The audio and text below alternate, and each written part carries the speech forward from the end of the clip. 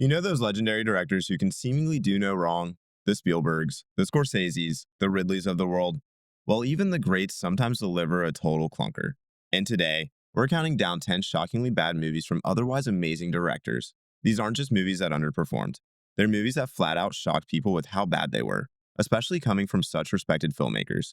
By the end of this list, you'll probably be asking yourself, what in the world were they thinking? Let's dive in.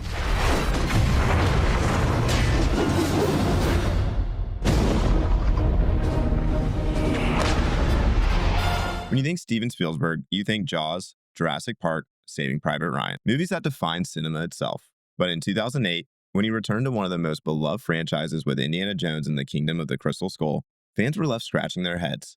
On paper, this should have been a slam dunk. Spielberg back in the director's chair, Harrison Ford returning as Indy, George Lucas producing. But then came the aliens, the CGI gophers, Shia LaBeouf swinging through the jungle with monkeys.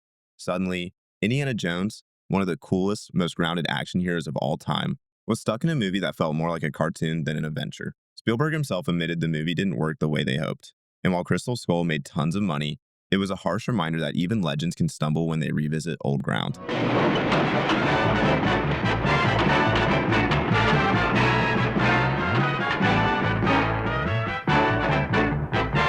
Martin Scorsese is one of the most respected directors of all time. Goodfellas, Taxi Driver, The Irishman. The guy basically redefined what crime dramas could be. But before all that, there was Boxcar Bertha, a low-budget exploitation movie produced by Roger Corman. Scorsese was still very early in his career, and this movie doesn't feel like a Scorsese film at all. It's cheap, it's trashy, and it's basically a Bonnie and Clyde knockoff without style or substance. Scorsese himself later admitted it was a stepping stone, that he had to do this before he could make something like Mean Streets, which came right after. So yeah, technically Boxcar Bertha is a bad movie, but it's almost forgivable because it showed Scorsese what kind of director he didn't want to be. Yourselves!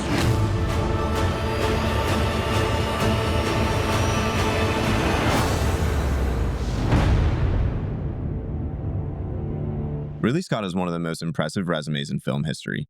Alien, Blade Runner, Gladiator, but in 2014, he delivered one of the biggest misfires with Exodus, Gods and Kings. This was supposed to be an epic telling of the story of Moses. Instead, it became infamous for two things: its boring execution and its whitewashing cast. Christian Bale as Moses and Joel Edgerton as Ramses raised a lot of eyebrows, and the movie itself was painfully slow and lifeless. Coming from the director who gave us Gladiator, fans expected huge, emotional spectacle. What we got instead was a 150-minute slog that felt both outdated and misguided. It's proof that even a master of epics can fall flat when the heart isn't there. I want to be like the big guy. My best friend, Jack. Okay, listen, Dad, I gotta go. No, I really gotta go. Number one, Jack. Francis Ford Coppola is the man behind The Godfather and Apocalypse Now, some of the most celebrated films ever made, which makes it absolutely wild that he directed Jack, a Robin Williams comedy about a boy who ages 4 times faster than normal. Now, Robin Williams gives it his all, as he always did, but the movie is tonally all over the place. One minute it's a goofy kids comedy, the next is trying to be a heartbreaking drama. The result is a film that doesn't work as either. Critics tore it apart, audiences were confused, and Coppola himself admitted he mostly made it for personal reasons rather than artistic inspiration. It's not the worst movie ever made, but compared to Coppola's masterpieces, it feels shockingly weak.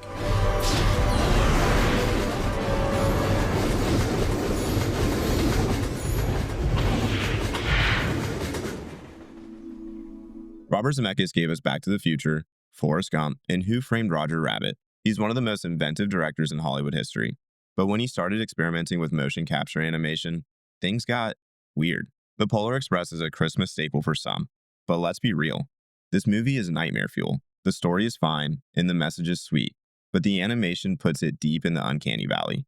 The characters' faces look stiff and lifeless, and instead of being magical, the whole thing feels unsettling. Zemeckis doubled down on this style with movies like Beowulf and A Christmas Carol, but The Polar Express is where the problem started. It's proof that not every great live-action director should experiment with new tech so heavily.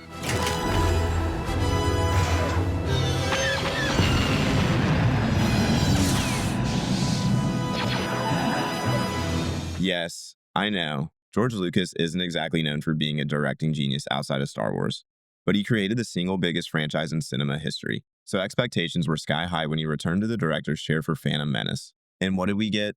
Trade negotiations, midichlorians, and of course, Jar Jar Binks. For every cool moment, like Darth Maul's double-bladed lightsaber, there were 10 baffling choices that left fans disappointed. Lucas had the vision, but his writing and directing just didn't land the way they did with the original trilogy. Instead of rekindling the magic, The Phantom Menace started the prequel era with a massive thud.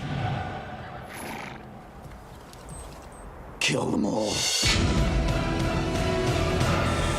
Tim Burton is known for his gothic style, quirky characters, and wildly imaginative worlds. But his 2001 remake of Planet of the Apes is easily the worst film of his career. It had all the right ingredients: a classic story, great makeup effects, and Mark Wahlberg as the lead. But the story was dull, the pacing was off, and the ending was one of the most confusing twists in movie history. Even Burton himself has distanced himself from the film, saying he'd rather jump out of a window than make a sequel. It's one of those rare times where a director's style clashed completely with the material, and the result was a total mess.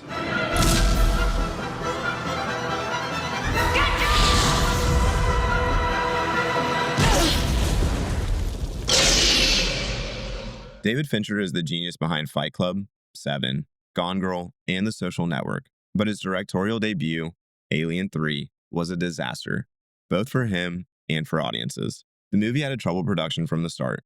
Scripts were constantly being rewritten, sets were being built before the story was locked, and the studio interfered with nearly every creative choice Fincher made. By the time it was released, the film was a bleak, depressing mess that killed off beloved characters from Aliens in the opening minutes. Fincher has basically disowned the movie, saying it was taken out of his hands. While later cuts have tried to repair its reputation, Alien 3 remains a glaring misstep in the career of one of modern cinema's greatest directors. And we all need him.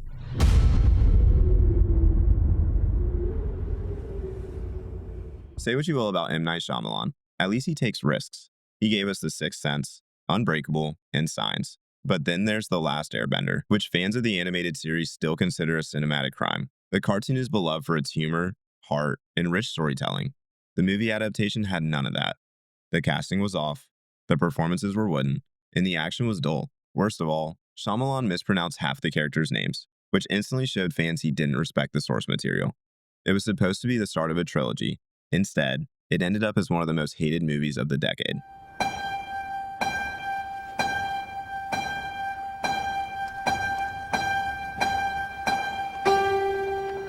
It's only a dream. Stanley Kubrick is a god-tier director.